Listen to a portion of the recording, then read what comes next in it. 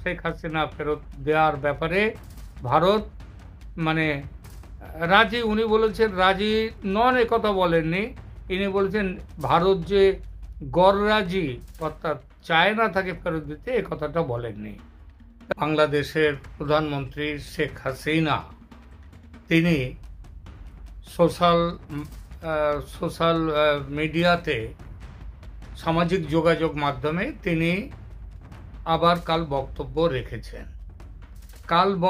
রেখেছেন এবং এটা মনে রাখবেন যে এটা বিমস্টেকের সাইড লাইনে নরেন্দ্র মোদী এবং ইউনূসের বৈঠকে যে দাবি করা হয়েছিল বাংলাদেশের প্রধানমন্ত্রীর প্রধান উপদেষ্টার তরফ থেকে, অন্তর্বর্তী সরকারের প্রধান উপদেষ্টা মোহাম্মদ ইউনূসের তরফ থেকে ভারত সরকারের কাছে দাবি করা হয়েছিল যে প্রথম দাবিটা সেটা হচ্ছে শেখ হাসিনার তাকে ফিরিয়ে দেয়া বাংলাদেশের কাছে, এবং দ্বিতীয় দাবি এই সম্পর্কেই এরই সঙ্গেই তার আরেকটা দাবি ছিল যে ভারতে বসে শেখ হাসিনা যে সমস্ত কথাবার্তা বলছেন সেই কথাবার্তাগুলো দেশে অন্যরকম পরিস্থিতি তৈরি করছে, দেশের মানুষকে তিনি খেপিয়ে দেওয়ার চেষ্টা করছেন, সুতরাং এটা যেন তিনি করা বন্ধ করেন।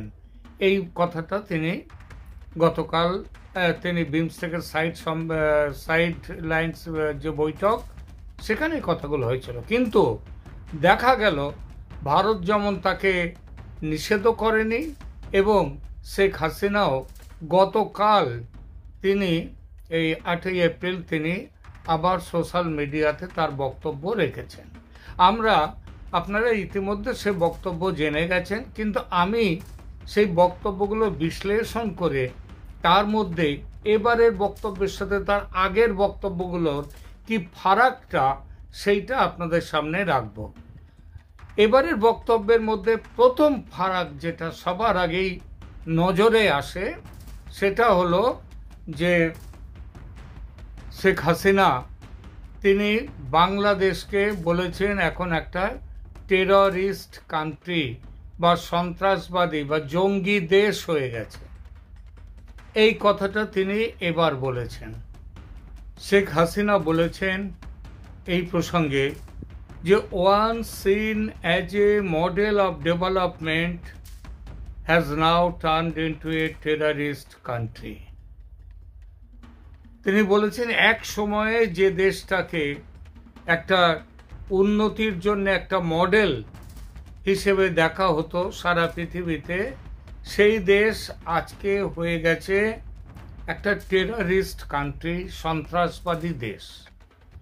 মনে রাখতে হবে যে তুলসি গ্যাবার্ড আমেরিকার যিনি গোয়েন্দা প্রধান, তিনি DNI director of national intelligence, সেই তুলসি গ্যাবার্ড গত মাসে ফেব্রুয়ারিতে তিনি এসেছিলেন ভারত সফরে, ভারতে, এবং সেখানে এসে তিনি একটি সংবাদপত্রের সঙ্গে সাক্ষাৎকারে তিনি বলেছিলেন যে বাংলাদেশ জঙ্গি রাষ্ট্রের দিকে, জঙ্গি রাষ্ট্র হয়ে যাচ্ছে, জঙ্গিদের সেখানে বাড়ন্ত, সেই ব্যাপারটা তিনি বলে গিয়েছিলেন। আজকে শেখ হাসিনা কিন্তু গতকাল সেই একই কথা তিনিও বললেন।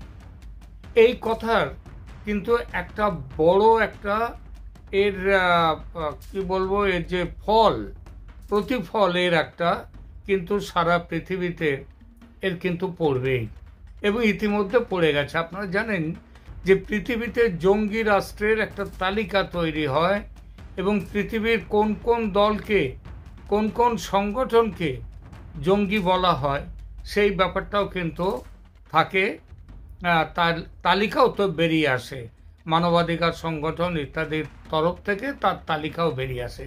বিভিন্ন দেশও জঙ্গি সংগঠনের একটা তালিকা বার করে দেয়।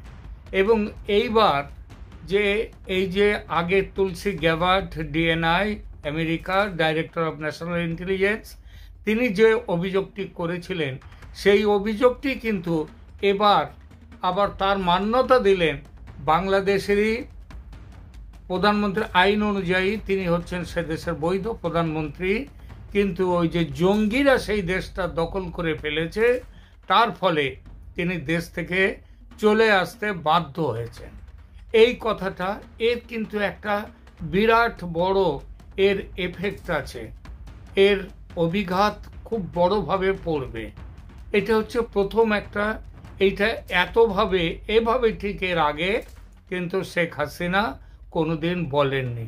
দ্বিতীয় কথা, এবারের এই যে সোশ্যাল মিডিয়াতে তিনি যে যোগাযোগটি করেছেন, সেই যোগাযোগটি ছিল এইভাবে যে আওয়ামী লীগের বিভিন্ন মানুষ যারা এই আমলে ক্ষতিগ্রস্ত হচ্ছে, যাদের পরিবারের লোকজন মারা গেছেন কিংবা তাদের পালিয়ে বেড়াতে হচ্ছেন, কে কোন জায়গায় বেঁচে আছেন কিনা জানেন না, গুম হয়ে গেছেন ইত্যাদি, এদের এই সমস্ত পরিবারের কিছু পরিবারের সাথে তিনি কথা বলেছেন। সেই কথাগুলোই সোশ্যাল মিডিয়াতে দেয়া হয়েছে।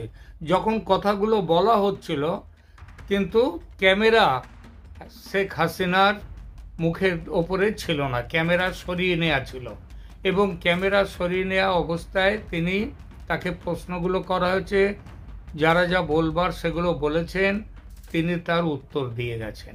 এইভাবেই কালকের এই অনুষ্ঠানটি, কালকের এই সোশ্যাল মিডিয়াতে তিনি যে এসেছিলেন সেটা এইভাবে এসেছিলেন। সুতরাং এইবার বলিনি যে দ্বিতীয় যে ব্যাপারটি নিয়ে তিনি সব থেকে বেশি কাল যে জোর দিয়েছিলেন তার কথার মধ্যে, সেটা হচ্ছে ইউনূসের বিষয়ে। যে ইউনূস তিনি দেশটাকে কি করছেন, তিনি বেসিক্যালি তিনি কি ধরনের মানুষ, তিনি সেই কথাগুলো গতকাল বলেছেন। সেটাও ইউনূস সম্পর্কে তিনি বলেছেন যে এই লোকটা এমন একটা লোক যে কোনোদিন তার মানুষকে, দেশের মানুষকে কোনোদিন ভালোবাসেননি। তিনি লোন দিয়েছেন, সামান্য সামান্য টাকা মানুষকে লোন দিয়েছেন, ছোট ছোট টাকা লোন দিয়েছেন, কিন্তু অনেক বেশি ইন্টারেস্ট, সুদ নিয়েছেন তার জন্যে।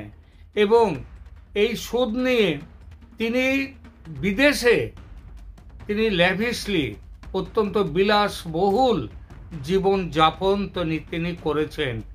তিনি তার এই যে মাইক্রো ফাইন্যান্স, যার জন্য সারা পৃথিবীব্যাপী তার নাম ছড়িয়েছে, সেটা হচ্ছে নাম তার ছড়িয়েছে, ফায়দা তিনি নিয়েছেন, কিন্তু দেশের মানুষ তা থেকে কোনো সুবিধা পায়নি।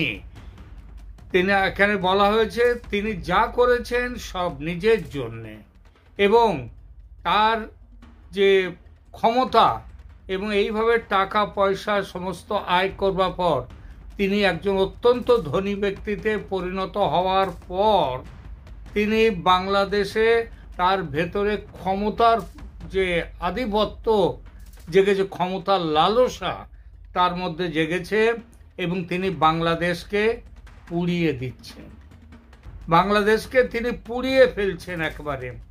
তারপরে তো তিনি বলেছেন যে ওই কথাটা যে এরই সাথে, যে বাংলাদেশ আজকে একটি জঙ্গি দেশ হয়ে গেছে, একটা জঙ্গি দেশ, টেররিস্ট কান্ট্রি হয়ে গেছে।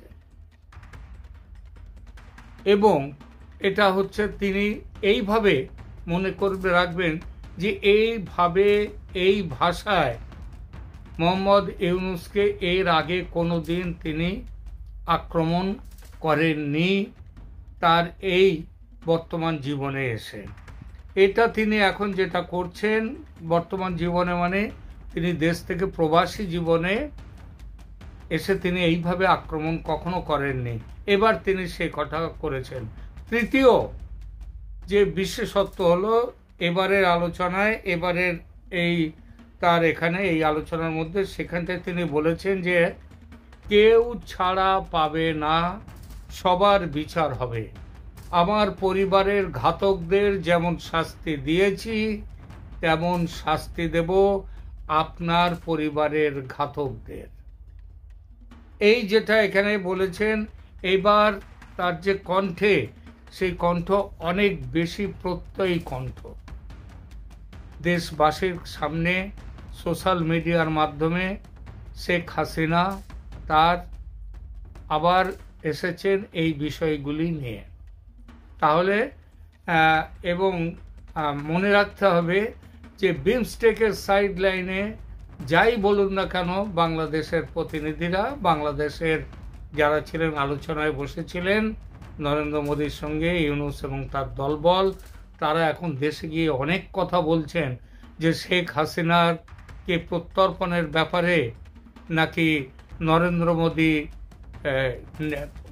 নেগেটিভলি কিছু বলেননি, অর্থাৎ তিনি নঙর্থক কোনো জবাব দেননি, এটা বলা হচ্ছে। ওখানকার যে শফিকুল আলম প্রেস সচিব মোহাম্মদ ইউনূসের, তিনি বলেছেন এর একটাই মানে হয়, যদি নেগেটিভ কিছু না বলে থাকেন তাহলে পজিটিভ বলেছেন। পজিটিভ মানে হচ্ছে কি, হ্যাঁ, বা শেখ হাসিনা ফেরত দেওয়ার ব্যাপারে ভারত মানে রাজি। উনি বলেছেন রাজি নন, একথা বলেননি। ইনি বলেছেন ভারত যে গররাজি, অর্থাৎ চায় না তাকে ফেরত দিতে, এ কথাটা বলেননি।